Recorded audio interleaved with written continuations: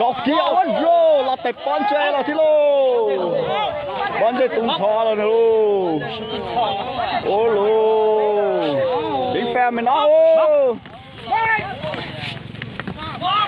ôi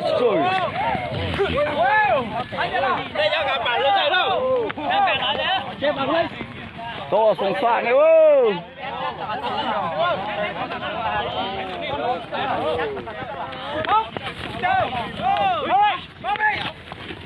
to chụp cái bên đây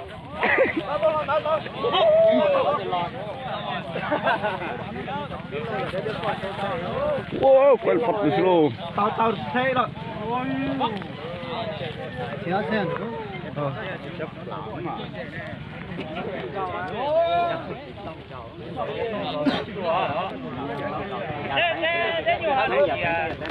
mất canh giòn chín tóc, mất canh giòn ăn tóc, đi đây nhiều nhiều to hay nghe.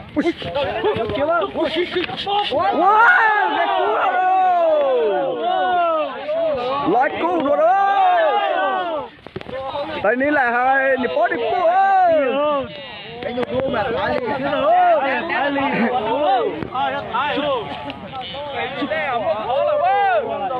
Chip của nó bộ ơi.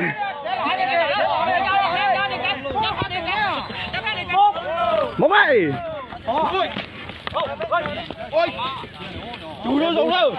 Gà giống này phải tu luôn. Gà giống chủ luôn. Gà giống đâu. Này ra tiền lúc họ tao lấy tiền ơi. Cho giống lên. Cho giống lên. Mua tí tí chửi. Cho giống lên. Đâu đi chứ thế? Thì lúc bạn đâu chỉ tàu thế à? Chết thì lúc bảo lần câu rồi. Hai bạn cái rồi. Thế thì lúc bạn chơi nhà này thế thì nhà được câu nữa nè. Là xin chia cái tàu.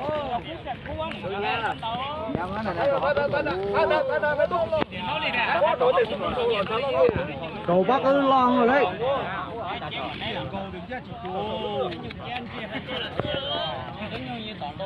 Nhớ trò nhiều thôi, chỉ tao có tao từ xưa. Chỉ có nó bố luôn.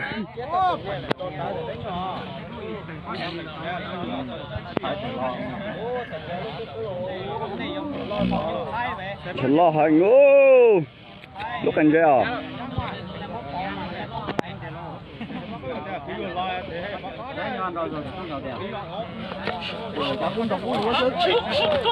ว้าวสูงอินหัวเตียวใช้ยาแป๋ว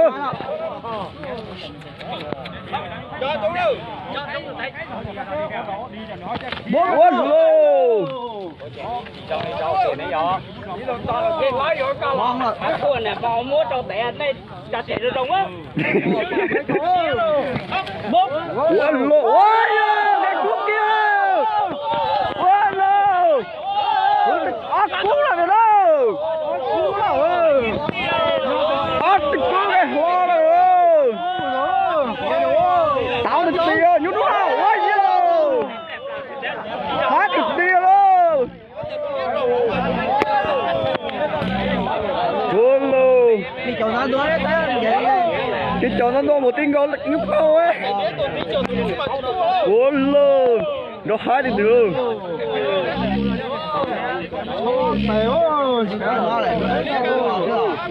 ai mò được tiền rồi cú lên đường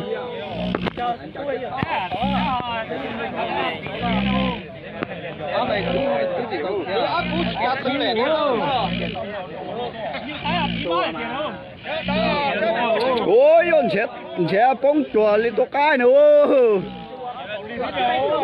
chỗ tí má cha đồ đua này cũng một chảo luôn mông ơi uốn lô cá lùa đấy chỉ tôi không sai này nữa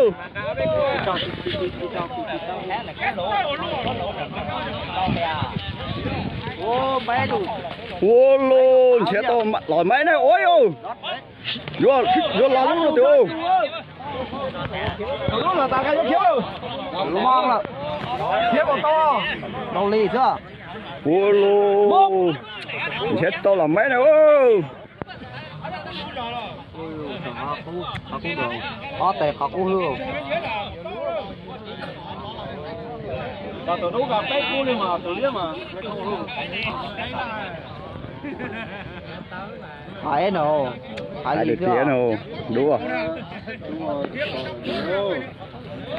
cú sự cú loạn thì là to mấy đâu ô lô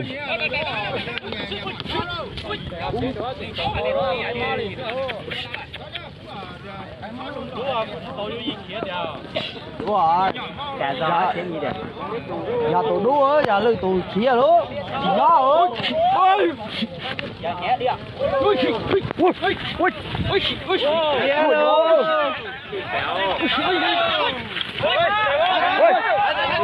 cái bò này đây cái đúng không vào đúng chưa chưa cái đúng gì món này luôn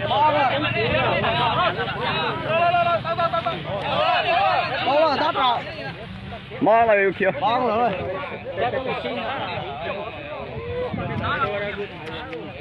bây giờ tôi đã nói chuyện cho đi này rồi